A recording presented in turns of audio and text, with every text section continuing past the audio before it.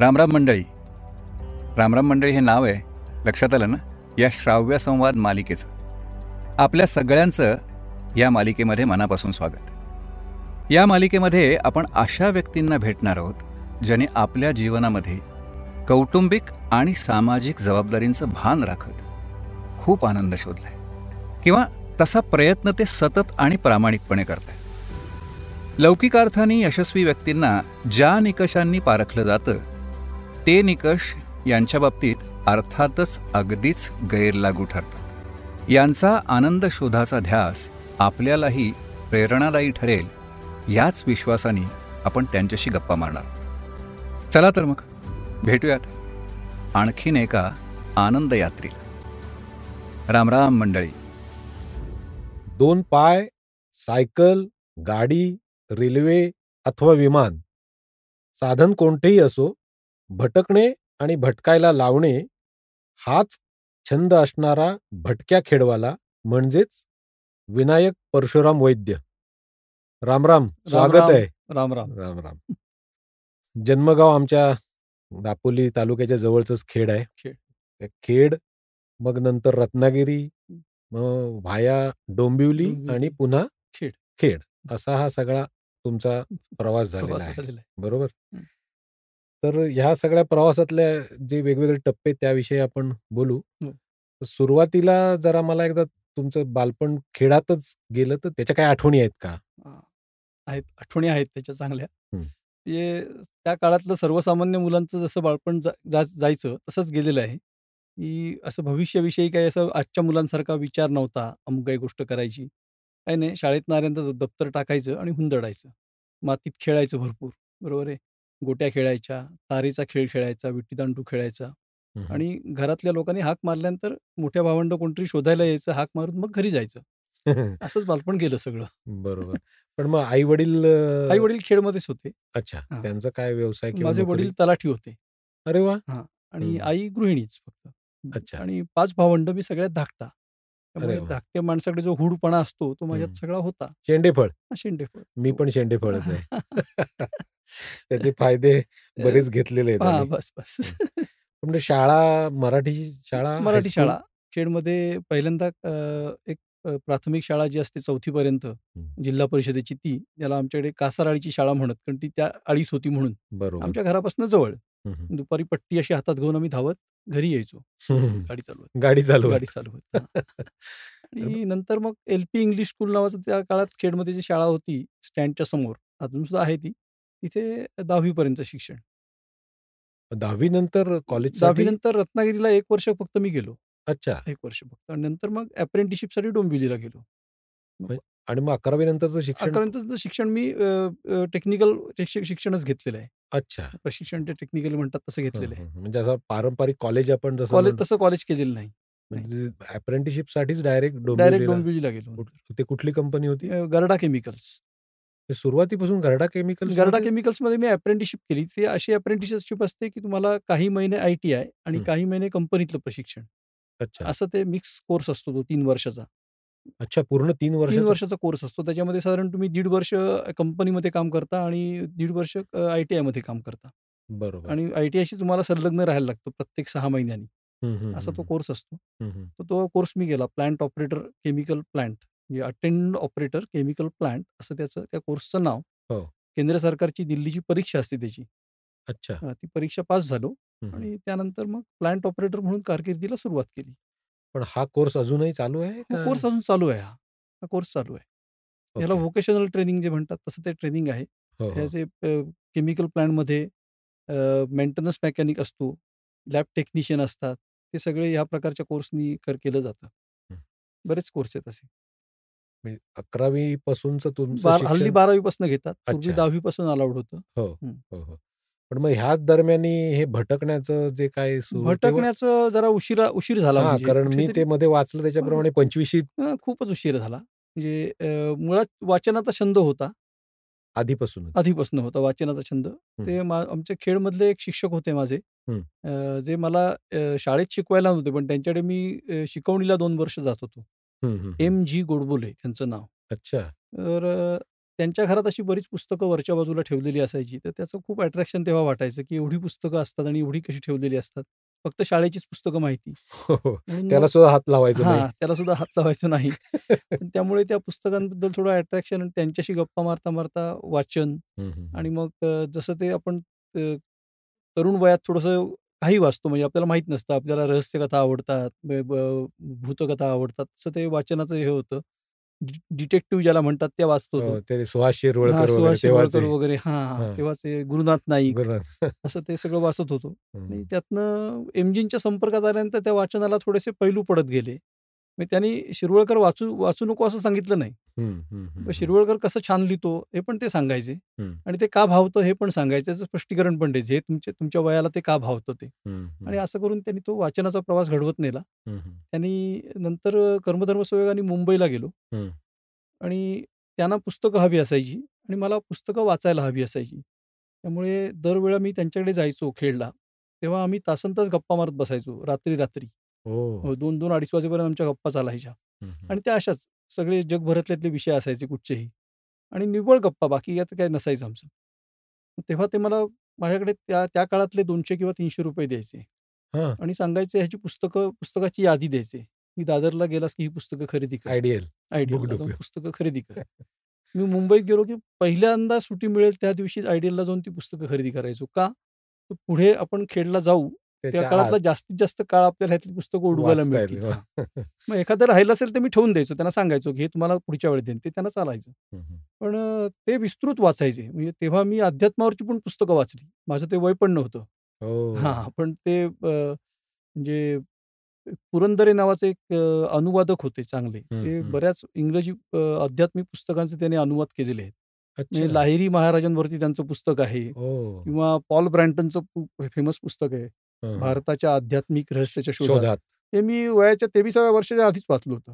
ओह! म्हणजे त्यांच्यामुळे. हं, हं. आणि आईना ए गझलसारखा एक गझलवरचा संग्रह पण त्यांच्यामुळेच मी त्यांच्या संपर्कात आलो. हं, हं, की हं, हं. तो माणूस काय वाचायचा ह्याला काही लिमिटच नसायचं. काही हं. वाचायचे ते. भागवतांची पण पुस्तकं वाचायचे. तुमच्या आपला शेरलॉक होम्सवरची पण पुस्तकं वाचायचे. काही वाचायचे. भरपूर वाचायचे. अनुवादित रवींद्र गुर्जर त्यांच्यामुळे माहीत झाला. असे कितीतरी पुस्तकं त्यांच्यामुळे माहीत झाली आणि मग त्याला ऑटोमॅटिक पैलू पडत गेले. वाचनाचा छंद हा जास्त होता. म्हणजे या भटकण्याच्या आधी. भटकण्याच्या आधीचा. म्हणजे मला वाटतं त्या गोनीदांच्या पुस्तकांमुळे तो हां, हां. किडा आणि शिरला ते की असं काय? झालं. हां.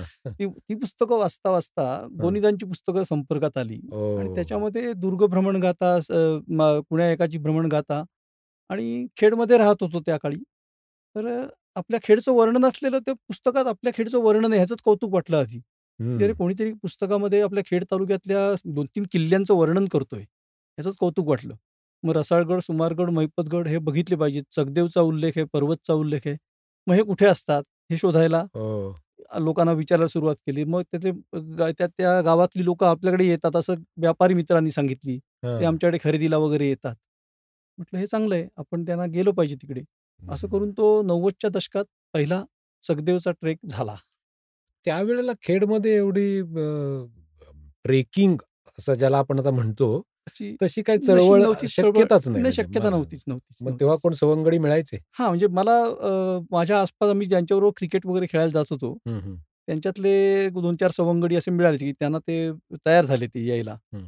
तेव्हा आमच्याकडे टू व्हीलर्स वगैरे नवीन-नवीन आलेल्या होत्या. म्हणजे असे एखाद्याकडे टू व्हीलर असायची. CD100 4 घराच्या मागे एका घरात एखादी. टू व्हीलर असायची. त्यामुळे मग त्याच्या मागे एक जण कमीत कमी 2-3 पण बसलेले आहेत. पण एक जण कमीत कमी बसून जायचाच. हं. असं असायचं. मग त्या टू व्हीलरनी आम्ही जाऊन त्याच्या म्हणजे काही लोकांना त्या ट्रेकपेक्षा टू व्हीलरनी एवढा मोठा प्रवास करायचा आहे ह्याचंच त्याचंच अट्रॅक्शन होतं. कौतुक. पण तसं तो आम्ही चकदेव हा जो आमच्या इथे आहे तेव्हा आंबोली मार्गे जायला लागायचं बरोबर. आणि वेलाच्या शिड्या होत्या. हो. त्या मार्गे तो प्रवास पहिला केला होता. हं, तो हं. पहिला ट्रेक होता. कोणत्या वर्षी साधारण? साधारण 1990 म्हणजे माझ्या वयाच्या आता 65 26 27 वर्षाचे. वर्ष. बरोबर. तो पहिला ट्रेक केला. आणि मग त्याच्यानंतर ती मग त्यानंतर असं झालं, की तो केला, मग पर्बत केला, मग रसाळगड केला, मग महिपतगड केला, मग महाडजवळचा मंगळगड केला. हं, हं, असे ते किल्ले झाले जवळपासचे. हं. मग माझे जे मित्र होते ते म्हणायचे, "अरे परत-परत काय जायचं? हं. कारण त्यांचं पण बरोबर आहे, की त्यांच्या दृष्टीने एकदा जाऊन एकदा आलं झालं म्हणजे की तेच झालं. झालं असं. टिक मार्क मी झालं. म्हणायचो, "अरे, अरे, आपण गेलो होतो डिसेंबरला, आपण यावेळेला सप्टेंबरमध्ये जाऊ." हां, वेगळा हां. असतो. हं, हं. मग रायगडला गेलो भर पावसात. मग ते असं डोक्यात आलं, की रायगड प्रत्येक महिन्यात रायगड बघायचा. मग मी प्रत्येक महिन्यात रायगड बघितला, एक-एकदा जाऊन. कधी ह्याच्याबरोबर, कधी त्याच्याबरोबर असं करून तो बघितला. हं, हं. त्यामुळे 12ही महिन्यात रायगडवर गेलेला आहे असं. अरे वाह! त्याच्यातूनच ट्रेकिंगची निसर्गाची आणि ची निसर्गाची आवड निर्माण व्हायला ट्रेकिंगची लागली. आवड निर्माण झाली. कारण मी नंतर एक-एक Facebookवरच्या काही-काही पोस्ट बघतो ओके. तुमच्या. हां. त्याच्यात बरंच काही-काही असं वर्णन ओके. असतं. असतं. आत्ता हे गोडबोले गुरुजींचं हं. तुम्ही सरांचं. हां. हं, सरांचं हे केलं, हं, उल्लेख केला. हं. आमचा गोडबोले कधी भेटला तुम्हाला गावाला आणि कसा भेटला? आमचा गोडबोले असाच योगायोगाने मला वाटतं 88-90च्या दरम्यानच भेटला. त्याच अच्छा. दरम्यान भेटला. तो हां. नोकरीच्या निमित्ताने खेळला आला होता हं, हं. आणि तो क्रिकेट खेळायचा वेडा, आम्ही क्रिकेट खेळायचा वेडा. तो आपला क्रिकेट जिथे खेळलं जातं तिथे तो यायचा. हं, हं. त्यामुळे तिथे ओळख झाली. मैदानावरच ओळख झाली पहिल्यांदा हं, हं. आणि मग योगायोगाने समजलं, की तो आपला तुमचा गाववालाच आहे. म्हणजे हं. माझ्या बायकोच्या बाहेरचा गाववाला आहे. मग ते आणखीन जास्त ती जवळकी. दोस्ती झाली. हं. बरं बाकीच्या पण गोष्टी काही आवडीच्या होत्या. त्याला गाता यायचं, आम्हाला ऐकायला आवडायचं. हं, हं. त्यामुळे तो एक चांगलं होतं, की आम्हाला अजिबात गाता येत नाही. त्याला चांगलं गाता येतं. त्यामुळे हं. आपलं ऐकण्यासाठी जायचं छानपणे. आपण कानसेन, तो आपण गानसेन. कानसेन, तो गानसेन. हं, हं. मस्त जमली त्यामुळे. त्याच्यामुळे ती गट्टी जमली आणि मग गट्टी जमली. त्याच्याबरोबर पण तुम्ही हो, म्हणजे जसं ट्रेकिंगनी एक अंग आहे, हो. तसं गाडीनी पण हो, केलं हो, हो. असं वेगवेगळ्या प्रकारे बरोबर. खूप भटकंती केली. भटकंती त्याच्याबद्दल केली. काय सांगता येईल का? ते तुम्ही एक सहकुटुंब गुजरात किंवा हो, हो, राजस्थानची हो. तिकडची एक ट्रिप बरोबर. केली होती. हां, तर म्हणजे 20-25 20 वर्षापूर्वी हो, आता बरोबर. दुनिया फिरते. 95च्या काळातली गोष्ट आहे ती. मला ओह! वाटतं 1995 किंवा 96. हो, हो. तेव्हा आत्तासारखं इंटरनेट नव्हतं, आत्तासारखी माहिती उपलब्ध नव्हती. हं.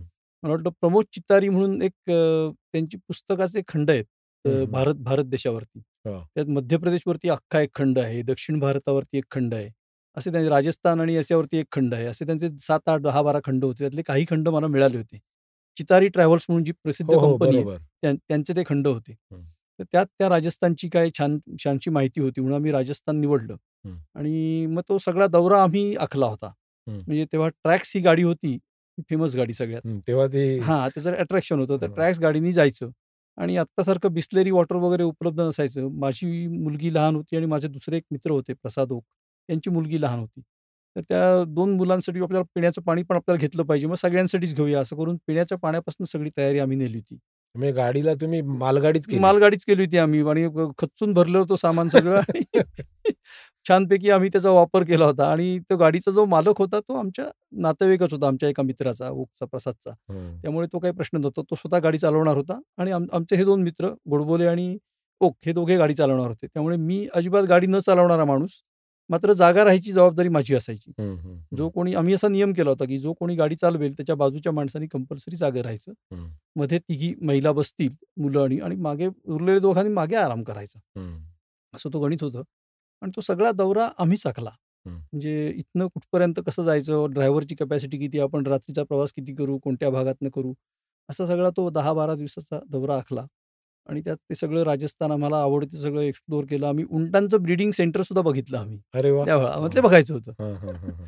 अशी मजेशीर तो प्रवास केला हं, हं. आणि तसे आम्ही 2-3 वर्ष मग दौरे केले मग. पुढच्या दिवाळीला आमची भाऊबीजेच्या रात्री निघायचं असं आमचा एक फिक्स गणित असायचं. की अच्छा. दिवाळी संपली. हो. हां. आणि मग उरलेले फटाके कुठे वाजवायचे? तेव्हा फटाके वाजवायचो हो, आम्ही. आता हो. वाजवत नाही. हो. मग जिथे पहिल्यांदा हॉल्ट घेऊ ना, तिथे फटाके वाजवून टाकायचे. आनंदोत्सव. हा आनंदोत्सव. आता आपण प्रवास आपला सुरू झाला, असा बरोबर, आनंदोत्सव. बरोबर. आणि मग तो तेव्हापासून गोडबोले आमच्या साथीला आहेत हं. आणि ती आमची दोस्ती आजतागायत आहे. बरोबर. ती तर चालूच आहे अजून. ते चालूच मी आहे. ऐकतो मधनं-मधनं. सिलसिला.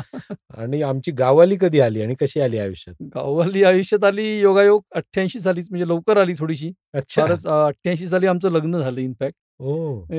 मी सगळ्यात धाकटा आमच्या घरात हो. आणि त्यांच्या घरात ती सगळी मोठी. मोठी आहे. हो. मी जेव्हा डोंबिवलीला गार्डामध्ये अप्रेंटिसशिप नंतर 6 महिने काम करत होतो एका ठिकाणी. हं, हं. तिथे आमची ओळख झाली होती. म्हणजे आमची ओळख डोंबिवलीत झाली होती. पण मी तेव्हा डोंबिवलीत राहायला होतो आणि तिचं शिक्षण चालू होतं. माझा भाऊ आणि मी आमच्यामध्ये 6 वर्षाचं अंतर आहे. ओह! पण आमच्या लग्नामध्ये 6 महिन्याचं अंतर आहे. तुम्ही घाई केलीत. आम्ही घाई केली म्हणजे त्याचं लग्न झाल्यानंतर दुसऱ्या दिवशी माझा साखरपुडा केला. हो. तिच्या बाबांना जास्त घाई होती. मी बरोबर जर का तुमचं जमलंय तर करून टाका. हो, हां. तेव्हा ती पद्धत आणि होती मग ती. माझी नोकरी पण पर्मनंट झालेली होती. त्यामुळे त्यांना तो काही प्रश्न नव्हता. हं, हं. मग लवकर लग्न झालं त्यामुळे. त्यामुळे संसार लवकर झाला सगळा. हो. आता मुलगी मोठी हो, आता मुलगी मोठी आहे झाली. स्मिताला पण भटकण्यातली काय आवड? स्मिताला भटकण्याची आवड सुरुवातीला नव्हती. हं, हं. पण आता चांगलीच भटकण्याची आवड आहे. म्हणजे ते कदाचित असं आहे, की माझ्या संपर्कात जो येतो त्याला भटकण्याची आवड लागते, असं मी म्हणू शकतो. की त्याचा जो संसर्गजन्य रोग. संसर्गजन्य रोग लागू शकतो असं आहे. बरोबर. माझ्या संपर्कात तुम्ही 2 तास आलात, तर तुम्ही सायकलच्या बद्दल तुम्हाला उत्सुकता नक्की निर्माण करेन मी. जे आधी नसेल तर. त्याच्याबद्दल आपल्याला बोलूया. बोलायचं आहे. पण हे नोकरी जेव्हा चालू होती, हं. तर त्या नोकरीच्या काळात पण तुमचं ट्रेकिंग आणि हे सगळं चालायचं? हो, चालायचं म्हणजे ते सगळं कठीण असायचं. कारण मी कामगार वर्गात काम करत होतो. मी शिफ्ट ड्युटी असायची मला. हं, हं, हं. टेक्निकल स्टाफ ज्याला म्हणतात तसा होतो मी. हो. त्यामुळे मला शिफ्ट ड्युटी असायच्या. हो. त्यामुळे आणि सुट्ट्या पण माझ्या रोटेट होणाऱ्या असायच्या. म्हणजे मला कायम शनिवार, रविवार सुट्टी असायची नाही. हं. मला एकदा कधीतरी शनिवार, रविवार, सोमवार अशी सुट्टी यायची. आणि एकदा ओह! मंगळवार, बुधवार, एकदा गुरुवार, शुक्रवार.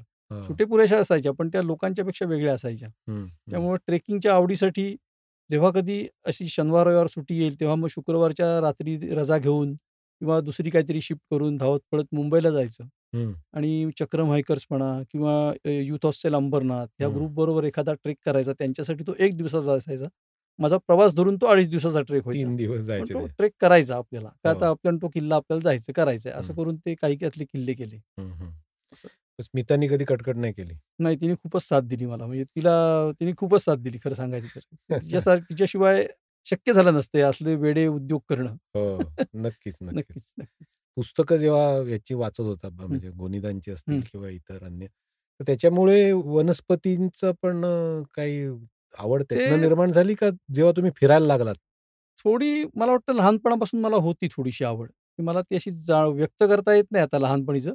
हं. पण मी वाढलो ते तसं छोटं गाव होतं आणि आसपास झाडं-झुडपं होती हो. आणि माझ्या वडिलांना बऱ्यापैकी झाडांची माहिती होती. हं, म्हणजे हं. मी जेव्हा वडिलांशी नंतर डायलॉग करायचो, तेव्हा त्या झाडांबद्दल ते अधिक माहिती सांगायचे काहीतरी. हो. मी त्यांचं माझं बोलणं फार लहानपणीचं मला आठवत नाहीये काही. हं. पण तो तसा जीन म्हणतात तसा आलेला असावा असावं. आणि मग निसर्गात भटकायला लागल्यानंतर थोडं जास्त जास्त निर्माण झाली ती थोडक्यात. नंतर हं. वाढली आणखीन. हं, हं. म्हणजे त्या गोनीदांचंच पुस्तक त्या तिथे रुखातळी. हं, हं. म्हणजे ती त्या कादंबरीचा नायकच मुळी एक वृक्ष आहे खरं सांगायचं तर. अच्छा. असं आहे. पण असे हां. पण त्यामुळे ते खूपच भावलं म्हणजे असं काही असू शकतं. आणि हां. मग त्या झाडांबद्दल आणखीन आवड, प्रेम निर्माण होत गेलं. पण आता मी लिखाण बघतो Facebookवर हो, त्याच्यावर रानभाज्या, हो. कंदमुळं असं हे खूप काय-काय त्याच्याबद्दल लिहित बरोबर. असतात. तर ती आवड अजून आता जोपासली, आणखीन वाढवली असं म्हणायचं का? हां, म्हणजे ते आता कसं आहे माहिती आहे का, ते सगळं असं मिक्सचर कोलाज असं तसं आहे सगळं, की ते एकमेकाला धरूनच येतं. म्हणजे सायकल चालवताना मला कधी वेगाचं गणित नसतं माझ्या डोक्यात. ट्रेकिंग करताना सुद्धा ह्याच्या पुढे जायचं असं काही नसतं. आपल्या ट्रेकिंगच्या नियमातच ते बसत नाही. स्वांत त्यामुळे सुखाय. हां, स्वांत सुख आहे. आवडलं, एखादं झाड दिसलं, बसलो त्याच्या छावणीत. मग आता बसलोय तर काय आहे बघूया. हं, हं. म्हणून मग नसेल तर आता एखाद्या मित्राला विचारूया. आपला मित्रपरिवार मोठा झालेला आहे हं, भरपूर. हं, हं. त्यामुळे प्रत्येक क्षेत्रातला एक-एक माणूस मी ठेवलाय असं गमतीने म्हणतो. हा पक्षीवाला ठेवलाय, हा हो, प्राणीवाला ठेवलाय, हा झुडपवाला ठेवलाय. हो, हो. म्हणजे गमतीनी. बरोबर. पण मी ते पण तसंच हां, मी सांगतो. त्याला हक्कानेही सांगू शकतो. अरे, हो. मला हे झाड मला फोटो पाठवला, मला सांग काय झाड आहे हं. ते. मी लोकांना सांगतो चांगली माणसं बाळगायला शिका. बाळगायला शिका. नाही अगदी खरं ते आहे. ते आपल्यालाच कामाला येतात. बरोबर, खरं तर आहे. तुमचा तर खूपच मोठा पसारा झालाय. तुम्ही नंतर असं म्हणलंय, की जेव्हा लवकर थोडीशी रिटायरमेंट 2 वर्ष आधी काहीतरी घेतली हं, हं. आणि त्याच्यानंतर आपण सायकलिंग करायचंय, हं. असं आधीच मनात ठरवलं होतं आणि मग त्याच्यावर मी वाचन वगैरे केलं. हो, तर हो, ते हो. कशी काय सुरुवात झाली? नाही, नाही. ते ॲक्चुअल ट्रेकिंगचा किडा खूप डोक्यात होता. हो. म्हणजे मी तेव्हा 45 वर्षाचा होतो. हं. अ, जेव्हा 2000 मला वाटतं 8 ची गोष्ट आहे. हं, हं, हं. 2008 ची गोष्ट आहे. मुंबईवरती हल्ला झाला होता. हो, हो, हो. त्या दरम्यान मी मुंबईला डेप्युटेशनवरती कामाला होतो. हं, हं. त्यामुळे माझा जो फ्रेंड सर्कल होता त्यांनी मला विचारलं, की "गोव्याच्या ट्रेकला येणार का?" हं. मी म्हटलं, "बुवा नाही." कारण आत्ता म्हटलं मी जिथे काम करतोय तिथे म्हटलं बरीच गडबड आहे आणि ते म्हटलं तो प्लॅन सुरू झाल्याशिवाय काय आमची सुटका होणार नाही. मी आता रजा मागणं चुकीचं आहे माझ्यासाठी. पण दुर्दैवाने तो देशावरती हल्ला झाला आणि मग जे आमच्याबरोबर तंत्रज्ञ जे होते परदेशातले आलेले, हं, हं, हं. ते निघून गेले. हं. ते सगळं त्या सगळ्या बरोबर. परिस्थितीनुसार सुरक्षेचा म्हणून ते भाग निघून गेले आणि मग आमचा प्रोजेक्ट थोडासा रखडला. आणि मग आम्हाला अचानक मोकळा वेळ मिळाला, संधी की मिळाली. संधी मिळाल्यासारखं झालं, की म्हणजे वाईटातून एखादी गोष्ट अशी चांगली घडते. हो. तर मला गोव्याला जायचं संधी मिळाली. गोव्याचा जो दूधसागरचा ट्रेक आहे, हं, दूधसागर फॉल्स, हं. त्या ट्रेकला जायची संधी मिळाली. बरोबर. आणि मी मित्रांना म्हटलं, की आता मी खेडमध्येच आलोय. हं. मी खेडातनं गोव्यात कसा येऊ शकतो? त्यामुळे बुकिंगचा वगैरे काही सवाल नाही. हं. म्हणून मी त्या गोवा ट्रेकला गेलो. तिथे बेस कॅम्पला सायकलिस्ट, ट्रेकर्स असे एकत्र असतात आणि तिसऱ्या दिवशी ते त्यावेळचा रूट होता त्या तिसऱ्या दिवशी परत एकत्र यायचे. अच्छा. त्यामुळे तिथे मी पहिल्यांदा सायकलिंगचा असा ताफा बघितला आणि मला ते आश्चर्य वाटलं, की अरे भारतभरातले लोकं येऊन गोव्यात येऊन सायकल सायकल चालवतात. चालवतायत. म्हटलं काहीतरी वेगळं आहे ह्याच्यामध्ये.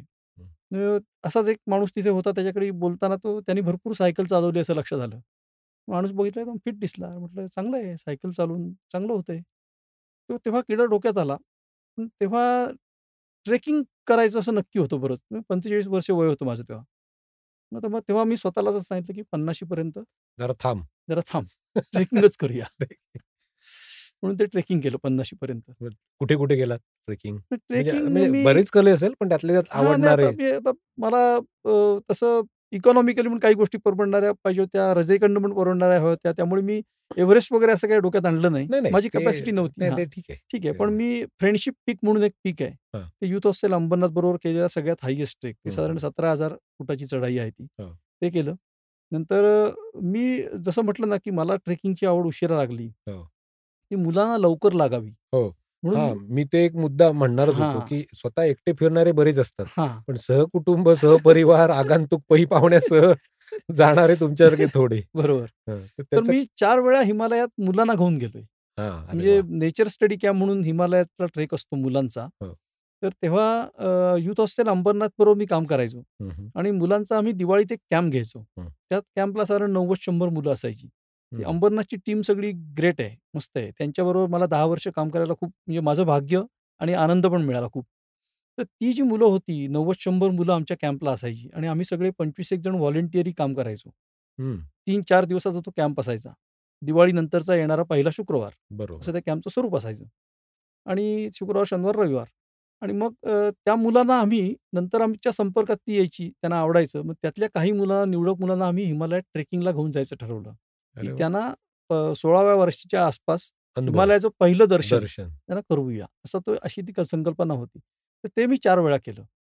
मग स्वतःच्या मुलीला पण घेऊन गेलात त्याच्यात? स्वतःच्या मुलीला त्याच्या आधीच घेऊन गेलो होतो. ते आधीच घेऊन गेलो होतो त्याच्या. आणि स्मिता पण? स्मिताला पण घेऊन गेलो होतो.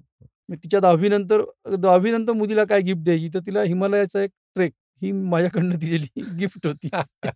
असं होतं. आणि तिथेच तिची काहीतरी त्या लँग्वेज हां, म्हणजे म्हणजे त्याचा फायदा असा होतो, की मला तो जशी मी चांगली-चांगली मंडळी भेटत गेली ट्रेकिंगमुळे आणि बरोबर. माझ्या पात्रतेपेक्षा खूप पात्रता असलेली मंडळी माझ्या संपर्कात आहेत आणि ती मला उगाचच मानतात. अशी गोष्ट आज आहे थोडंसं. पण चांगलं विनायक नावच आहे ना, हां, त्यामुळे त्याच. विनयशीलता येतेच माणसात. त्यामुळे तसंच तिला आता आम्हाला खेडमध्ये काही मार्गदर्शन नाही, काही नाही. फारसं काही शैक्षणिक वातावरणच त्या गावात तेव्हा नव्हतं खेडमध्ये. आता आहे, खूप चांगलं आहे.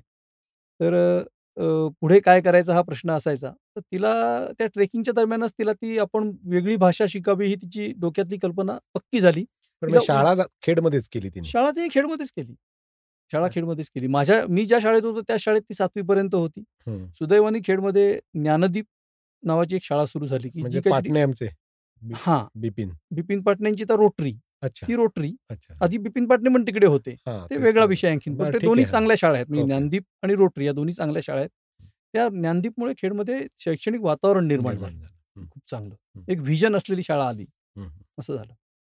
मग तिथून तिने 10वी तिथून तिथपर्यंत 10वी केलं. आणि 12वी केली तिने. हं. 7वी, 8वी, 9वी, 10वी, 12वी अच्छा. असं ते केलं. आणि त्या ट्रेकमध्ये तिला ज्या कोणी मैत्रिणी भेटल्या भेटल्या. त्यात हं. तिला वेगळ्या लँग्वेज शिकायच्या असतात आणि लँग्वेजचं पण गरज असते. लँग्वेज ही जॉब मिळवण्याची एक चांगली ही आहे. म्हणजे त्याच्यात पण करिअर होऊ होऊ शकतं. शकतं असं तिच्या लक्षात आलं आणि मग तिने तो निर्णय पक्का करून हं. त्यानुसार तिने पक्का केला तो.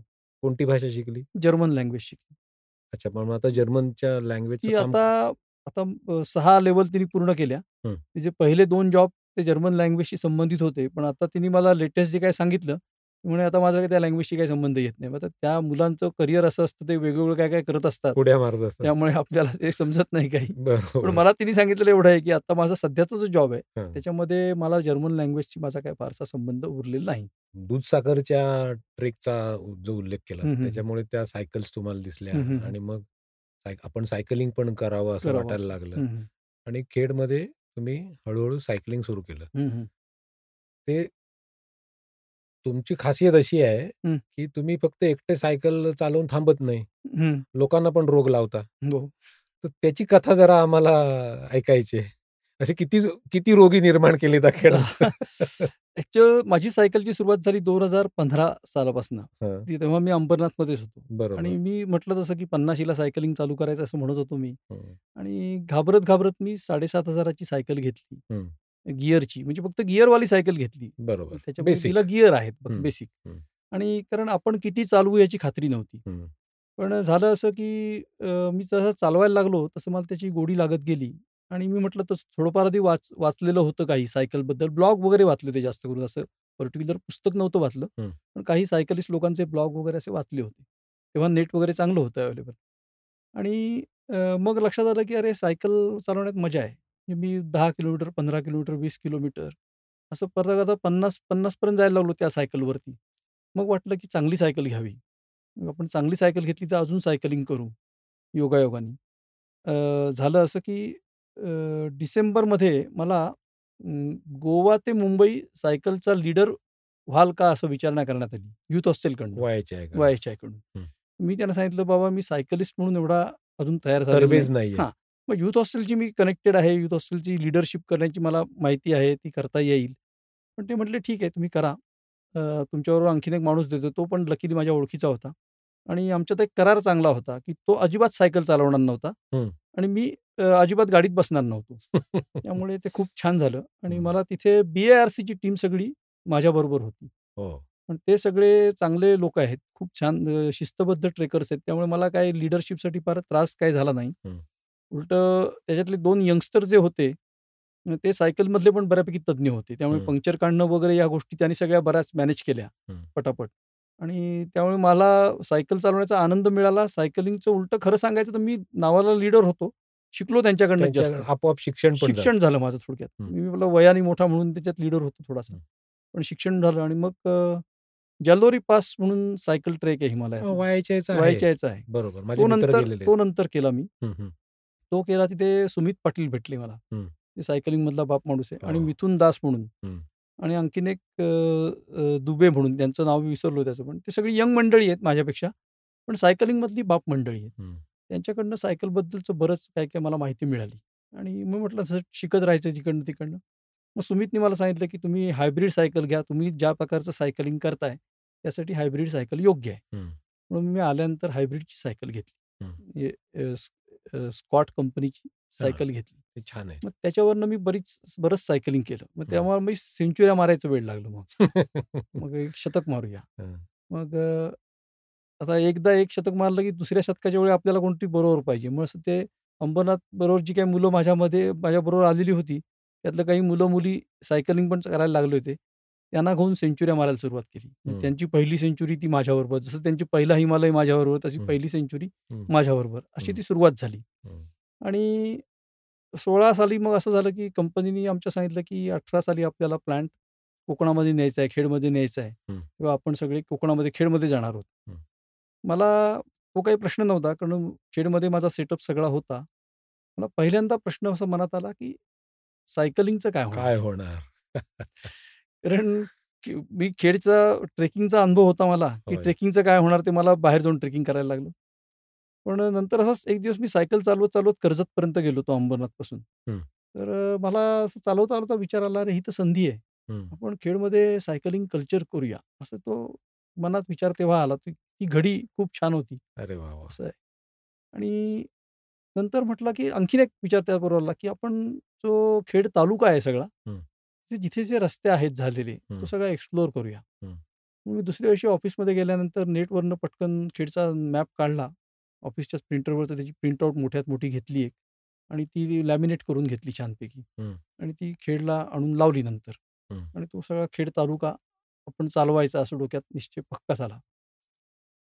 त्याच दरम्यान 2017ला मी म्हणजे ती स्कॉट चालवायला सुरुवात केलीच होती. मुंबई ते खेड म्हणजे अंबरनाथ ते खेड हं. आणि खेड ते अंबरनाथ असा सोलो सायकलिंग केलं. अरे वाह! हां, तेव्हा सेल्फ सपोर्टेड. सेल्फ सपोर्टेड, हं. Complete self supported. हं. कुठेही काही हे केलेलं नाही अजिबात. आणि त्यामुळे माझा आणखीन एक उत्साह पण वाढला आणि मग खेडमध्ये सायकलिंग कल्चर वाढण्याच्या दृष्टीने मुंबईतनं खेडला आलो होतो, तर माझ्या खेडमधल्या मित्रांना सांगितलं, हं. तर त्यांना पण जरा मजा वाटली, कौतुक वाटलं. अरे, हा इतका सायकल चालवत आलाय. मग माझ्या ब्लॉगमध्ये मी लिहायला ब्लॉग म्हणजे Facebookवरती लिखाण त्यात सुरुवात केली लिहायला, की आता खेडचे रस्ते खुणावत आहेत. आणि त्याचा सगळ्याचा फायदा झाला. म्हणजे आधी पेरणी करतात तसं झालं. हो. खेडमध्ये आल्यानंतर मला खेडमध्ये सायकलिंग क्लब स्थापन करता आला. अरे वाह! नाही, नुसता क्लब स्थापन करून तुम्ही थांबलेत नाही. तर ते आता वटवृक्ष झालाय त्याचा. नाही, ठीक अ, आहे. तर चांगलं आहे. त्याच्याबद्दल पण थोडी माहिती सांगा. आणि एक सायकल संमेलन हं. अशी जी काही संकल्पना तुम्ही रुजवलीत, हं, हं, हं. ते पहिल्यांदाच कोकणात हो, हो, हो. झालं. बरोबर. योग असा होता की त्याच्यात मला पण यायचं येस, येस. संधी मिळाली. तर हं. त्याच्याबद्दल पण थोडी माहिती द्या. तर असं आहे की मी पहिल्यांदा जेव्हा खेडला सायकल क्लब स्थापन केला, त्याला सुद्धा 2-3 महिने लागले, की मला हेल्मेटधारी एक सायकलवाला खेळात दिसला. हं. मला आश्चर्य वाटलं, की आपल्या जातीचा आणखीन कोणतरी आहे, आहे, हेल्मेट घालून जातभाई आहे. सायकल चालवतोय. हां. हं. म्हणून त्याला गाठला मी. तर तो ओळखीचाच माणूस निघाला. म्हणजे ओळखीच्या फॅमिलीतलाच तरुण सदस्य निघाला. मग त्याला घरी बोलावतो. म्हटलं, "ही सायकल माझी नाहीये." मला हं. आणखीन आनंद झाला. म्हणजे आणखीन या कोणाची ती सायकल आहे. म्हणजे आहे. अजून एक कोणतरी आहे. म्हणून मग 3 झाले. असे करून ते 2 आणि मी 1, 3 असं म्हणून आम्ही 3. कौस्तुभ का? कौस्तुभ कोण? नाही, कौस्तुभ नाही. यश गुजराती अच्छा. हां. आणि राहुल गुजराती. अच्छा. ते राहुल गुजरातीची सायकल आणि यश यश चालवत चालवत होता. हं. त्यामुळे राहुल, यश आणि मी असं तिघांनी तो खेड सायकलिंग क्लब स्थापन केला. हं. आणि मग आम्ही दोघे-तिघेच जायला लागलो. असे की इकडे-तिकडे असे थोडे दिवस गेलो आम्ही. मग येता-येता सगळेजण म्हणायचे, आम्हाला तुमच्याबरोबर सायकल चालवायची आहे." पण प्रत्यक्ष यायला त्यांना मे, जून, जुलै, ऑगस्ट असे उजाडले. पण मग ते आले एक-एक जण. आणि मग प्रत्येकाला तो शंका असायची, ती घाट कसा चढायचा? मग त्याला ते तंत्र दाखवा, ते बसायचं कसं हे तंत्र सांगा. असं करून ती सुरुवात होत गेली. आणि मग त्याला एकदा का ती घाट घाट चढण्याची भीती गेली, की तो मग त्या उलटे त्या रस्त्याची त्याला मजा यायला लागायची. आणि मग आमच्या प्रत्येक राईडला 9, 10, 11 मेंबर असे होत गेले. आणि मग प्रत्येकाला मी सांगितलं, की तुम्ही एकेका नवीन माणसाला आपल्या जोडा. सायकलिंग जोडा. हां, म्हणजे हं. तसं तुम्ही प्रसार करा सायकलचा. असं करून ते वाढत, वाढत, वाढत गेलं. आणि त्याची मजा सगळ्यांना जशी यायला लागली, तसं मग खेडपासून दापोलीला जाऊया, खेडपासून चिपळूणला जाऊया, असं पण व्हायला लागलं. हं. मग "अरे, सायकलनी गेला होतात?" असं आजूबाजूचे विचारायचे. मग ते थोडीशी उत्कंठा व्हायची. कानोकानी वार्ता हां, पसरली. असं होतं. असं वाढत, वाढत गेलं ते. हं. अ, नंतर कोरोनाच्या काळात काय झालं, की अंबरीश गुरव हा जो दापोलीचा सायकल क्लबचा मेंबर आहे, हो. सदस्य आहे. की तो सायकलिस्ट होता. पण तो मुंबईत सायकलिंग करायचा. त्यांनी बरंच सायकलिंग केलंय, ट्रेकिंग केलंय. चांगला तो ट्रेकर आहे. पण वायाच्या वयाच्या आहे बरोबर हां. आणि तरुण आहे चांगला. होय. पण तो पण दापोलीला आला. त्या लॉकडाऊनच्या काळात. बरोबर. आणि माझं लिखाण त्यांनी थोडंफार वाचलं होतं. म्हणून त्याला असं वाटलं, की आपण दापोलीत सायकलिंग क्लब स्थापन करूया. हं. आणि त्यांनी तो माझ्यापेक्षा अधिक चांगल्या प्रकारे दापोलीत स्थापन केला. आणि ते वाढत गेलं. आणि त्यांनी खूपच चांगली सायकल चळवळ तो दापोलीत खूपच खूपच धडपडे उभारली आहे, चांगली. त्यांच्या धडपडे आहे. रेग्युलर राईड वगैरे पण होतात. होय. अ, मग आणखीन एक गोष्ट मी अशी केली होती, की मी जेव्हा नवीन सायकल घ्यायचो तेव्हा जुनी विकायचो नाही. हां. हां. त्यामुळे मी 2019ला आणखीन एक सायकल घेतली, ट्रेक घेतली. अरे वाह! पण आमच्या जुनी जुनी विकायची नाही हा नियम असल्यामुळे हं, ती स्कॉट माझ्याकडे तशीच होती. हं. मग ती स्कॉट मी चिपळूणला पाठवली. माझे ऑफिसमधले काही सहकारी होते त्यांना पण सायकलिंग करायचं होतं. कोकणात हा प्रश्न मोठा यायचा, की सायकलच नसायची. चांगल्या क्वालिटीची सायकल हां, म्हणजे हवी. दुकान कोकणात नाही कुठेही नाही, नाही. चांगल्या सायकलचं. त्यामुळे सायकल कुठची घ्यायची हा प्रश्न असायचा. दुसरीकडनं सायकली आणून सायकलिंगचा छंद जोपासायचा असा हा हो. प्रकार होता. बरोबर. पण मग म्हटलं चला आपण सुरुवातीला लोकांना एक सायकल जर का दिली, तर कमीत कमी मी त्यांना सांगायचो, की 15 दिवस, महिना तू ही सायकल चालव. हं. तुला आवडली तू घे. बरोबर. नाहीतर मग तू सोडून दे असं असायचं. असं करून तुम्ही थोडीशी ती लागण करण्यासाठी तुम्ही म्हटलात, तर हो. त्याचा वापर केला या. मग इकडे दुकानदाराकडे काही कमिशन नाही ना मिळायचं तुम्हाला? काही नाही ॲब्सोल्युटली म्हणजे मिळू शकलं असतं. मी जर का तसं मनात आणलं असतं तर नक्की मिळालं असतं. पण चहा मिळायचा त्यांच्याकडे कधी गेलो होतो प्रेमाचा. बरोबर.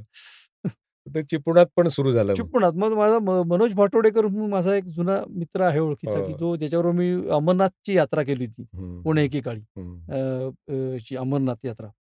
तर त्यानी सायकलिंग केल्याचं मला माहीत होतं. तो चांगला ट्रेकर आहेच, हो, चांगला सर्पमित्र आहे, चांगला हो. प्राणीमित्र आहे. तांत्रिक त्यांचं तांत्रिक त्याचं मेंदू. सगळं पक्कं आहे हे मला हो, माहीत होतं. हो. तर मी तो म्हटला तुम्ही जे जाळं फेकायचं तसं ते फेकण्यात आलं होतं. त्याच्यानंतर लक्षात आलं, की त्यांनी फार पूर्वी साध्या सायकलवरनं कन्याकुमारी ते चिपळूण ते का असं काहीतरी प्रवास केला होता. हं. घोडा सायकलवर. अरे! मग त्याला मी माझी सायकल थोडे दिवस वापरायला दिली. हं. आणि मग मला माहिती होतं ह्याला नक्की वेळ लागणार त्याचं. आणि त्यांनी तर धमाका उडवून दिला हो, अक्षरशः. आता काय त्यांनी ते आता सह्याद्री रँडोनियर हो, स्थापन केलंय. हो. आणि आता ते BRM वगैरे हा प्रकार जो मी ज्यात अजिबात खेळत नाही. खेळत नाही. तर बरोबर. त्यात त्यांनी भरपूर काही केलंय हं. आणि त्याने खूप छान बरेच सायकलिस्ट तयार केलेत. हं. मला माझ्या दृष्टीने सायकलिस्ट वाढणं हीच मला फक्त कुठच्याही स्वरूपात वाढू देत. रेसिंग करणारे वाढू देत, आपल्यासारखे आनंद यात्री वाढू देत, टुरिंग करणारे वाढू देत बरोबर. किंवा डेली कम्युटर्स वाढू देत. डेली कम्युटर हे सगळे त्यातल्या सगळ्यात जास्त जास्त. चांगलं. पण ती सायकल संमेलनाची कल्पना कशी काय सुचली? आणि म्हणजे का असं? संमेलनाची कल्पना म्हणजे असं नाहीये, की मी त्याचा उद्गात आहे. हं. फार पूर्वी डोंबिवली आणि ठाण्यामध्ये एक सायकल संमेलन झालं ते होतं. माहिती आहे. शहरात होतं. शहरात होतं. पण ते मग माझ्या कल्पना अशी, की जेणेकरून सायकल चळवळ वाढायला हवी. हं, हं. तर मग आपण नुसतं तोंडाने सांगून काय येणार, की आपली स्वतः काय फारसं करतो असं नाही सायकलमध्ये. तर आपल्यापेक्षा एक भरपूर माणसं आहेत, जी सायकलिंगमध्ये त्यांनी काही-काही केलेलं आहे. केलेलं आहे. तर त्यातल्या काही लोकांना इथे बोलावलं आणि जर का आपल्या लोकांनी ते ऐकलं, प्रेरणा मिळेल. प्रेरणा आणि दुसरं म्हणजे दापोली, खेड, चिपळूण, रत्नागिरी हे सगळे एकत्र येतील त्या निमित्ताने. ॲज अ सायकलिस्टची कम्युनिटी म्हणून ते एकत्र येतील आणि एकत्र जर का आले, तर नक्कीच काहीतरी चांगलं होईल. ही सायकलची चळवळ वाढायला हातभार लागेल. म्हणून त्याला मी जिल्हा संमेलन असं नाव दिलं आणि म्हणून मग दापोली, खेड आणि चिपळूण एवढेच क्लब होते. रत्नागिरीतला क्लब पण त्या संमेलनानंतर स्थापन झाला. स्थापन झालं. पण काही लोकं अनऑर्गनाइज्डली सायकल चालवत होते. बरोबर. आम्हाला माहीत होतं. त्यांना आम्ही सगळ्यांना एकत्र आणलं आणि तेव्हा कोरोनाची थोडी रिस्ट्रिक्शन्स वगैरे होती. त्यामुळे जास्त वाढवलं नाही किंवा आम्हाला सुद्धा किती पसारा वाढवू शकू हे माहीत नव्हतं. त्यामुळे आम्ही त्या हिशोबाने केलं ते. कर्मधर्म संयोगाने आम्हाला 1-2 स्पॉन्सर अगदी छोटे मिळाले. मात्र आमचाच एक सायकल क्लबचा माणूस तिथला, त्याने आपलं लॉन वगैरे सहज उपलब्ध वापर. करून दिलं. त्यामुळे ते खर्च आम्हाला एकदम शून्यावर आला आमचा तो. हं. आणि चळवळ वाढावी ह्या एकाच उद्देशाने ते संमेलन घडवलं होतं, बाकी काही नाही. खूप छान झालं होतं. तर चांगलं झालं. आता यावर्षीचं आणखीन चांगलं झालं. हो. रत्नागिरीत रत्नागिरीचं घेतलेलं रत्नागिरीचं. होतं. बरोबर. आणि मी तेव्हा असा एक पायंडा पाडला, की हे दरवर्षी व्हावं. हं, आता हं. बघूया यावर्षी पण दापोली किंवा चिपळूणला कुठेतरी होईल ते. हं, हं. साधारण जानेवारीच्या पहिल्या आठवड्यात ते होतं. त्याच्यामुळे काय होतं, की आपल्या कोकणसारख्या परिसरात इतर भागातले सायकलिस्ट येतात. हो. त्यानिमित्ताने ते काही वेळा सायकलनी सुद्धा येतात. यावर्षी तर गोव्यातनं एक माणूस सायकल चालवत आला होता हो, हो, रत्नागिरीपर्यंत. हो. असे आमचे आपले धनंजय मदन सर, हो. आप्पा, आप्पा ते पनवेलातनं खेडपर्यंत सायकलनी आले सायकलनीच होते. आले होते. यावर्षी राम भेटले जोशी आले होते. भेटले होते मला. हां, यावर्षी राम जोशी खेडपर्यंत सायकल चालवत आले होते. अच्छा. त्यानिमित्ताने आपल्या भागात ते सायकलिस्ट येतात. इतर लोकांशी ओळख होते. त्यांनी वेगवेगळ्या प्रकारचं सायकलिंग केलेलं आहे सगळ्या लोकांनी. हो. आता एक तो डोंगरात सायकल घेऊन जाणारा माणूस आहे, तो यावर्षी आला होता. हं, हं. नंतर राम जोशींनी हाफ एव्हरेस्टिंग केलंय, ते आले होते. हं, हं, हं. अशी बरीच मंडळी आम्ही म्हटलो, की दरवर्षी अशा भरपूर मंडळी वेगवेगळ्या. आहेत. हं, त्यांना बोलवायचं थोडं-थोडं, हं. की ज्यामुळे आपल्याकडच्या तरुणांना माहिती होईल.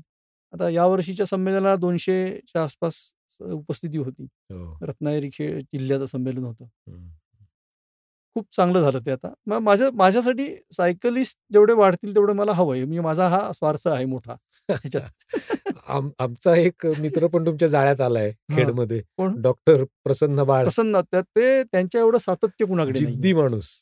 फार सातत्य आहे. होय. म्हणजे आज मी पण जेवढं सायकलिंग करत नाही ना, होय. तेवढं सातत्याने सायकलिंग ते करतात. हो. कौतुकास्पद आहे. म्हणजे त्यांनी तर आमच्या क्लबची शान राखली आहे, की कोण ना कोणतरी सायकलवर जातो तो बाळ रोज जातात. बाळ नक्की बाळ असतं. बाळ नक्की असतात. मला ग्रेट. ते बरेच वेळा त्यांना अपडेट सुद्धा 6-7 महिने लागले मला त्यांना सायकलवर हो. बसवायला. होय. तर त्यांच्या मुलाचा पण वाटा आहे खरा बरोबर. माझ्यापेक्षा. हं, हं, त्यांचा मुलगा त्यांना सांगायचा सायकलिंग करा म्हणून. हं. आत्ताच्या आपल्या ह्या गप्पांमध्ये हं. मला 2 मुद्दे विशेष जाणवले. हं. एक म्हणजे एक तुम्ही असा उल्लेख केला, की आर्थिक गणित पण मला बघायला लागायचं. म्हणजे हां. त्यामुळे माझं हिमालय किंवा असं हं. म्हणजे मोठे एक्सपिडिशनमध्ये मी भाग नाही हो, घेतला. नाही आणि घेतलं. दुसरं म्हणजे तुम्ही जेव्हा सायकलिंग करायचं ठरवलं, हं. तेव्हा माझा तालुकाच मी पिंजून काढेन. हो. हा जो बघायचा दृष्टिकोन आहे तो मला खूप आवडला. ते तसं का वाटलं तुम्हाला? त्याला 2 कारणं होती. म्हणजे खरं सांगायचं तर मी शहरात पण सायकलिंग केलं होतं. हं. म्हणजे अंबरनाथ, कल्याण, क्राउडेड जागा कल्याणमधल्या, डोंबिवलीमधल्या ह्या भागात सायकलिंग केलं होतं. आणि ठाणा, मुंबईतल्या सायकलिस्टच्या लोकांशी बोलताना पण माझ्या लक्षात यायचं, की त्यांना अ, शहराच्या बाहेर पडण्यासाठी 20-20, 22-22 किलोमीटर सायकल चालवायला लागते. बरोबर. आणि ती सगळी सायकल ते प्रदूषित हवेतच चालवतात. अगदी त्यामुळे तो बरोबर. जो व्यायामाचा फायदा व्हायला हवा तो सायकलिंगचा, तो दुष्परिणामच त्यांना जास्त. 25 किलोमीटर नंतर सुरू होतो. त्याच्या आधीचे दुष्परिणाम झालेले घालवण्यातच 10 किलोमीटर खर्च होतात. बरोबर. तर जेव्हा मी कोकणातल्या रस्त्यांवर जायला लागलो तेव्हा लक्षात आलं, अरे हे तर स्वर्ग आहे हा. हो. इथे सायकलिंग करणं म्हणजे स्वर्गात असल्यासारखं आहे. होय. पण तुम्ही घराच्या बाहेर पडलात की शुद्ध हवेत जाता. जेवढा तुम्ही ऑक्सिजन कन्झ्युम कराल सायकलिंग केल्यामुळे, तेवढी तुमची फुफ्फुसं चांगली होतात आणि तुम्ही आनंदी, उत्साही होता. आणि आपले रस्ते पण खूप छान आहेत, निसर्ग छान आहे. हं. आणि सायकलिंगचा आनंद घ्यायला तुम्हाला कमीत कमी रहदारीचा रस्ता असणं, हा सगळ्यात हा सगळ्यात त्यातला मोठा प्लस पॉइंट. क्रायटेरिया म्हणजे आहे. त्यामुळे ते सगळं उपलब्ध आहे. मग कशाला दुसरीकडे जा? हं, हं, हं. आपल्याला गरजच नाही. होय. लोकांनी इकडे यावं. हं, हं. आपल्याकडे ओढे आहेत, वहाळ आहेत चांगले, दऱ्या आहेत, डोंगर आहेत, एलिव्हेशन आहे. हो. आपण कोकणात सायकलिंग करताना जे एलिव्हेशन आहे ना, ते अप्रतिम त्याने आहे. फुफ्फुसं तयार होतात. फुफ्फुस हे तुम्हाला 50-50 किलोमीटरच्या राईडमध्ये हां. 600 मीटरचं एलिव्हेशन गेन करणाऱ्या राईड्स माझ्याकडे कागदावर रेडी आहेत आता सांगायला तोंडावरती. खेडमधल्या खेडमधल्या. फक्त. तू काय जायलाच नको. कशाला जायला हवं दुसरीकडे? मी हा प्रश्न अशासाठी विचारला, हं. की बरेच जणांना असं आकर्षण असतं, मी उटीला जाईन, तिकडे हं. सायकल करीन, हो. मी काश्मीरात जाईन. म्हणजे मी स्वतः सगळीकडे गेलेलो हो, आहे. बरोबर. त्यामुळे चांगलंच आहे. मला ते चूक आहे असं म्हणायचं नाहीये. हं. पण स्थानिक गोष्टी बघणं हं. आणि स्थानिक निसर्गाचा आपल्या आनंदासाठी बरोबर. वापर करणं, हो. ही संकल्पना अजून तेवढी रुजत नाही असं. रुजत म्हणजे नाही. माझा एक मित्र आहे, हं. आम्ही विवेक मराठे म्हणून. बरोबर. त्याचं आपण या रामराम मंडळीत पहिलं त्याचंच घेतलं होतं. घेतलं होतं. त्याच्या वाढदिवसाच्या दृष्टीने हं. यांनी आपण ते सुरू केलं होतं. तर तो ह्याच्यावर खूप भर देतो, हं. की पुणे जिल्ह्यातले धरणं आहेत, हं. नद्या आहेत, काय हो. ते तिथलीच ठिकाणं मी बघेन. बघेन. बरोबर आहे. मग पुन्हाच पिंजून काढतो हो, आधी बरोबर, बरोबर. असं. मग इथले घाट सगळं. पण नक्कीच. तसं लोकांना ते पटकन भावत नाही. भावत नाही. बरोबर. म्हणून मी मुद्दाम तो तुम्हाला प्रश्न हां. विचारला.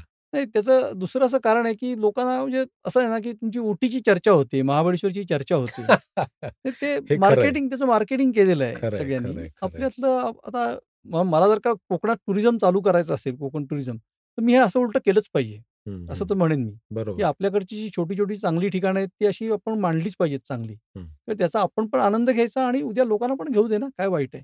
हो, काही हो. गरज नाही. खूप अगदी खूप बरोबर. छान आपल्याकडे खूप छान-छान गोष्टी आहेत. मी तुम्हाला एक उदाहरण सांगेन, की कशेडी घाट सगळ्यांना माहिती आहे, हो. की खेड म्हणजे कोकणातनं बाहेर पडायचं असेल, तर कशेडी घाटातनं बाहेर पडायला लागतं. हो, आम्हाला पण आपल्या मुंबईच्या दिशेला बरोबर. सगळ्यांनाच. हो. तर कशेडी घाटापेक्षा उंच असलेली एक वाडी खेड तालुक्यातच आहे. काय सांगताय? तिची कशेडी घाटापेक्षा त्याची हाईट थोडीशी जास्त आहे. हो, पण आत इंटिरियर. इंटिरियरला आहे. तिथे हां. सायकलनी गेल्यानंतर तुम्हाला इतकं आणि छान. सायकल पण जाते. आता सायकल जाते तिथपर्यंत. ते हो. ग्राम सडक योजनेमध्ये हं. कच्चा का होईना पण रस्ता झालेला आहे. हो. थोडीशी हातात घ्यायला लागेल, हं. पण सायकल जाते हं. चांगली. आणि वरती वस्ती आहे चांगली लोकांची. हं. त्यामुळे तिथे असे कितीतरी जागा आहेत जिथे सायकलनी जर का गेलात तर हं. खूप छान वाटतं. हं. आणि ते स्वतः जाऊन आपण लिहिलं तर लोकांना पटतं. अरे हा बघा इथे हा, पोटाला खरंच गेलाय जाऊन खरोखर. आलाय. त्यामुळे बरोबर. अनेक लोकं असे आहेत मला भेटतात, की आम्ही तिथे नंतर गाडीने गेलो. ठीक हं. आहे. हं. प्रत्येक माझ्यासारख्या सगळेजण सायकलनी जाणार नाहीत. हं. पण मला खेडमधली कित्येक तरुण मंडळी आहेत असं सांगतात, की ते त्यांच्या फॅमिलीला घेऊन त्या जागी जाऊन आले, की ज्यांनी खेडमध्ये 20 वर्ष राहून त्या माहितीच जागी कधी नव्हतं. बघितलंच नव्हतं. होय, होय. असं आहे. हा फायदाच आहे एक प्रकारे. हो. नाही, मला तेच म्हणायचंय, की स्थानिक खूप गोष्टींकडे आपलं दुर्लक्ष होतं. दुर्लक्ष होतं. बरोबर. आणि आपण उगाच आपलं लांब इकडे बरोबर, गेलो, बरोबर, तिकडे बरोबर, गेलो, त्याची बरोबर. चर्चा आणि ते चल. तुम्ही म्हणालात ते खरं आहे. हं. मी जर मदुराईला गेलो तर त्याची चर्चा चर्चा जास्त होते. जास्ती बरोबर आहे. होते. मी सातपानेवाडीला गेलो तर तर चर्चा ते होणार नाही. माहितीच नाही. असं आहे. तर म्हणून मला ते तुमचं कौतुक जास्ती वाटलं, की बरोबर. तुम्ही जेव्हा असं सांगितलं, की मी तो खेड तालुक्याचा नकाशाच. नकाशाच तयार केला आणि हो. प्रत्येक गावात मी पोहोचलो पाहिजे. पोहोचतो. मी ज्या भागात राहता म्हणजे आता गुहागरच्या माणसाला सांगतो, की तू गुहागरचा त्याला बोललो मी, "तू नकाशा गुहागरचा लाव घरात हं, आणि तो सगळा पिंजून काढ." हं. दापोलीच्या माणसाने दापोलीचा काढावा. काहीच कठीण नाही. हो, आणि आपल्या इथे तर काय म्हणजे काय त्याला प्रश्नच सीमाच नाही. नाहीये. सीमाच नाहीये. सीमाच असं आहे नाहीये. ते सगळं. हो. जाता आपला एक उल्लेख झाला, हं. की रानभाज्या, हं. कंदमुळं. तर त्याच्या बाबतीत काय तुम्ही अभ्यास केलाय का? किंवा त्याचे काही व्यंजनं करून खायची किंवा असे काही तुम्हाला आवड आहे का? काय करता ते? म्हणजे त्याची माहिती ते गोळा करून काय करता? माहिती म्हणजे नुसती माहिती गोळा करण्यात इंटरेस्ट नसतो. हं, मला असं वाटतं, की ते आहाराचा घटक असावा आपल्या. कारण पूर्वी असं म्हटलं ना, थोडंसं आई-वडिलांकडनं या गोष्टी आल्यात. आमच्या बरोबर. घरात कंदमुळं वगैरे घेतली जायची. हं, हं. म्हणजे घोरकेन, टक्का, कणगरं हे शब्द लहानपणीच कानावर आले होते, ऐकले होते, बघितले होते. हं. पण तेव्हा पारंपरिक चुलीत भाजून पण खाल्लेले आहेत. अरे, त्याची मजा काय त्याची औरच आहे. मजा औरच वेगळी होती. त्यामुळे जसं हे वाचनाच्या ह्याच्यातनं लक्षात आलं, की अरे या कंदमुळामध्ये चांगले स्रोत वगैरे आहेत. रानभाज्यांची आवड तर पहिल्यापासून होतीच थोडीशी म्हणजे वाचनाच्या आवडीमुळे किंवा ट्रेकिंगच्या आवडीमुळे. विशेषतः ट्रेकिंगला जिथे जायचो, तिथले लोकांचं जे स्थानिक अन्न असेल त्याची मी विचारायचो त्यांना, तुम्ही काय खाता, कोणत्या खाता, असं त्यांना विचारायचो. त्यातनं माहिती बरीच होत गेली. आणि मग त्याच्याकडे एक म्हणजे रिटायरमेंट नंतरचा आणखीन एक छंद लावून घ्यायचा, की सायकलिंगला नुसतं जायचं नाही.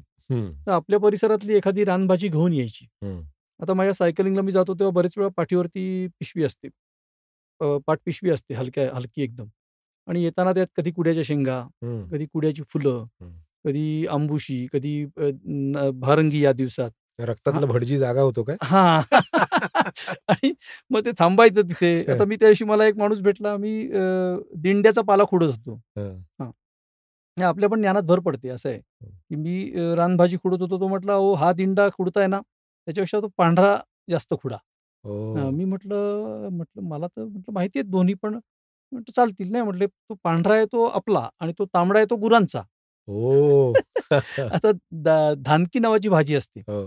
ती पांढरं देठ असतं, ती साधारण माणसाने खावी असं असं संकेत आहे. हो. आणि लाल देठाची गुरं पण खातात. म्हणजे गुरं दोन्ही खातात. हो. पण तसं ते अशा बारीक-बारीक गोष्टी माहीत होत जातात. मी त्या लोकांच्या संपर्कात जेवढे याल आणि आता मी परवाच चिंचवलीतनं आलो. तर मला काही रानभाजी मिळाली नव्हती कुठचीच. कारण अशी भरपूर अशी एका ठिकाणी दिसली नव्हती. तर एका माणसाशी थांबलो बोलायला दिसला वाटेत म्हणून. तर त्याने कुड्याच्या बऱ्याच शेंगा जमा केल्या होत्या. मग मी त्याला म्हटलं, "मला थोड्या विकत द्या." तुम्हाला माहिती आहे आपल्याकडची माणसं त्यांनी विकत नाही दिल्या अजिबात. त्यांनी मला अशाच दिल्या. मला खूपच होत्या त्या. मी थोड्याच घेतल्या त्यातल्या. पण ती भाजी घेऊन आलो. आणि मग ह्या रानभाज्या घरी आणून खायच्या. नुसत्या त्याच्याबद्दल लिहायचं डेकोरेटिव्ह नाही. स्वतः खायच्या. आणि मी म्हटलं ना, की पत्नीने सगळ्यात साथ दिली. तिला पण आता गोडी निर्माण झाली. मी पूर्वी असं होतं, की दारावरती आलेली रानभाजी मी घेतली तर ती अ, क क करावी म्हणून सांगायला लागायचं. आता ती आपणहून रानभाज्या घेऊन येते. अरे वाह! आणि आता आपलं रुखाळू नावाचं एक अळू असतं माहिती असेल तुम्हाला. हो, ते पावसात फक्त पावसात होतं. त्याच्या वड्या खूप छान होतात. तर ती बायकोच माझी स्वतः घेऊन आली. तिच्या वड्या त्यांनी 2 वेळा करून खायला घातल्या. असं आहे. तर आणि आणखीन एक कंदमुळांमधले बरेच प्रकार आहेत, की त्याचा आपण पूर्ण वापर करत नाही. म्हणजे आपण टक्के आहेत. टक्का म्हणून असतो. तो फक्त लोकं त्याची भाजी करून खातात. पण तो आमटीत टाकता येतो, नुसता भाजून खाता येतो. बरोबर? करिंदा म्हणून जो आहे, त्या बरोबर. करिंद्याची उत्तम खीर होते. हं. आणि ती खीर म्हणजे तुम्हाला बासुंदीसारखी घट्ट होते आणि त्याला नैसर्गिक गुलाबी रंग येतो बासुंदीचा. हो. फार सुंदर लागते ती. हं. घोरकेन म्हणून जो आहे मोठा थोरला हो, होणारा, हो. त्याचं छान पीठ होतं. अच्छा. ते मी स्वतः करून बघितलंय. हं, हं. मी यावर्षी माझ्याकडे ते पीठ आहे. हं. आणि मी पुढच्या वर्षी आणखीन थोडं करणार आहे, की घरातच घोरकेन तयार झाला होता बागेतच, परसबागेत. जवळ 3.5 किलो होता. आता एवढा खाऊन तर काही संपणार नाही. काहीतरी केलं पाहिजे. त्याची सुरमई करता तुम्ही असं मी सुरमई ऐकलं. ती करतो. ती तर छान लागते. ती व्हेज सुरमई म्हणतो आपण. त्याला ते काप त्याचे करायचे आणि ते चिंचेच्या पाण्यातनं किंवा कोकमाच्या पाण्यातनं काढायचे. बुळबुळीतपणा जायला. आणि नंतर मसाला, तांदूळाचं पीठ वगैरे असं लावून ते मस्त परतायचं भाजायचं. छानपैकी. परतले कमी तेलावरती. एकदम व्हेज सुरमईसारखा तो छान लागतो एकदम. पण त्याचं पीठ जर का केलं, तर तुम्हाला त्या पिठात तुम्ही थालीपीठ करता येतं. त्याच्यात लापशीसारखं करून खाता येतं. आणि तर बारमाही वापरता येईल. बारमाही वापरता येतं. कारण त्याचं गंमत असते ना, की ते दिवाळीच्या दरम्यान हे सगळे कंद तयार होतात. बरोबर. आणि तुम्ही जास्तीत जास्त मार्च, एप्रिलपर्यंत खाऊ शकता. त्यांना मेमध्ये त्यांना मोड येतात. मी त्यांना आर्द्रता आली हवेत, की त्याला हवेत आपोआप त्याला मोड येतात त्यांना आपोआप आणि ते वाया खायच्या लायकीचे राहत नाही. बरोबर. पण तुम्ही असं पीठ वगैरे केलं तर खाता येतं. तर यावर्षी मी करिंद्याचं पण पीठ करून बघणार आहे त्यामुळे. अरे वाह! म्हणजे करिंद्यात पण कडू आणि गोड असे प्रकार असतात. कडू आणि गोड असतातच. हो. ते असतातच. ते शिवाय बघूनच घ्यायला लागतं म्हणजे. ते बघून पण साधारण तुम्हाला आता कोकणामधली माणसं प्रामाणिक आहेत. हो. की तुम्हाला आणतात तो करिंदा गोडच असतो. ती कारण त्यांनी स्वतः दारात तो बेल लावलेला असतो गोड करिंद्याचा. आणि करिंद्यामध्ये जो भुई करिंदा असतो, बरोबर. जमिनीखाली होतो. हो. तर त्याचं पीठ वगैरे उत्तम होऊ शकेल चांगलं. पण त्याला जो घट्ट असतो जास्त. कारण मला एकाने दिलाय गोडा करिंदा. तुम्ही इथे पुण्यात लावलाय गच्चीत पण लावलाय आणि खाली याच्यात. आता बघायचंय मला. बरोबर. त्याचे हे सगळे प्रयोग करून बघेन मी. हो, नक्की. जरूर बघा करून. दुसरं मगाशी आपलं एक वाचनाचं तुमचं चर्चा केली आपण. गोनीदा आणि इतर. तर हे काही टिपिकल जे इंग्लिश शब्द असतात, त्याला तुम्ही मराठी शब्द वापरता ह्याच्यात. Facebookवर मी बरेच वेळा होय. ते बघतो. तर त्याचं मला खूप कौतुक वाटतं. विशेष करून ते WhatsAppला जे काय अप्पा हा जो शब्द आहे तो मला इतका आवडला. तर ते कसं काय सुचतं? नाही, ते सगळे माझे नाहीत. म्हणजे असे माझ्यासारखे असे शब्द वापरणारे इतर पण लोक आहेत. मग कधी एखादा शब्द मी त्यांना दिला असेल, तर कधी त्यांनी मला दिलेला असतो. हां. आयडिया एक्सचेंज आहे. आयडिया एक्सचेंज होते. मग आमचा एक सायकल भटक्या लोकांचा सायकल नावाचा ग्रुप आहे. हां, हां. तर ते सगळे लोकं मिसळपाव जी वेबसाईट आहे आपली हं. मिसळपाव.com हं, हं. त्याच्याशी संबंधित लोकं आहेत ते सगळे. हं. आणि ते त्यांना असं मराठीत त्यांनी बरेच शब्द त्यांनी रूढ केलेले आहेत खरं तर. हं, ते हं, हं. मिसळपावच्या परिभाषेत हे शब्द आहेत. बरोबर. ते माझे नाहीयेत. हां. पण मग ते मी सर्रास वापरतो आणि ते लोकांना आवडतात मग असं हो. होतं. माकडमेवा. मला तो माकडमेवा हा माझा शब्द आहे. मला तर एकदमच आवडला. माकडमेवा हा माझा शब्द आहे. ते पण मग कायप्पा माझा नाही. पण तो असाच आहे म्हणजे मी माकडमेवावरती माझा अधिकार सांगत नाही. हां. सगळ्याच माकडांचा आपले अधिकार आहे. तसं. बरोबर. नाही मला खरंच म्हणजे मी स्वतः खूप प्रयत्न करतो, हं. की मराठी शब्द बरोबर. वापरावेत. म्हणजे अगदी अति आग्रह नाही, पण बरोबर. जेवढा जमेल तेवढं करायचं. बरोबर. कारण ते मी घाणेकर सर, आनंद पाळंदे सर यांचं मी जेव्हा वाचन करतो ना, हं. तर ते असे मुद्दाम शोधून शेलके शब्द मराठीतले वापरतात. ते आणतात इतकं बरोबर. वाचायला मजा येते खूप. आनंददायी होतं. खूप खरंच. त्यामुळे मलाही ती थोडीशी सवय लागली. पण ते तुमचं वाचन करून मला खरंच ते खूप आवडलं, भावलं. हं. स्वतःच्या जीवनातील आनंदाचा परीघ सतत वाढवून त्यात अनेकानेक समविचारी मंडळींना सामावून कसे घ्यायचे याचे आकलन या गप्पांमधून आपल्याला नक्कीच झालं असेल. धन्यवाद विनायकराव. धन्यवाद. आपण इथे आलात मुद्दाम खेडून. त्याबद्दल आभारी आहे. आम्हाला खूप आनंद झाला. आपल्या श्रोत्यांना पण येस. खूप आवडल्या असतील गप्पा असं मी गृहीत धरतो. मला अशा सुद्धा वेगळी संधी मिळाली. काहीतरी असं माईक समोर बसून बोलायला वगैरे आवडेल खूप आणि शेवटी म्हटलं ना उद्देश तोच आहे, की आनंद वाटत जावा. अगदी त्यामुळे बरोबर. बस तुमचा उपक्रम खूप छान आहे. येस. मी आणखीन काही चांगल्या व्यक्ती माझ्यापेक्षा ह्याच्यात सुचवेन तुम्हाला. अरे वाह! वाह! वाह! धन्यवाद. मी आमच्या साउंड इंजिनिअरना नेहमी सांगत असतो, की पुढचा बकरा मला मिळाला की घेऊन येतो तुझ्याकडे. ओके. भरपूर बकरे पुरवीन तुम्हाला मी. धन्यवाद, धन्यवाद. येस, असंच ऐकत राहा. येस. राम राम मंडळी. राम, राम. धन्यवाद. राम.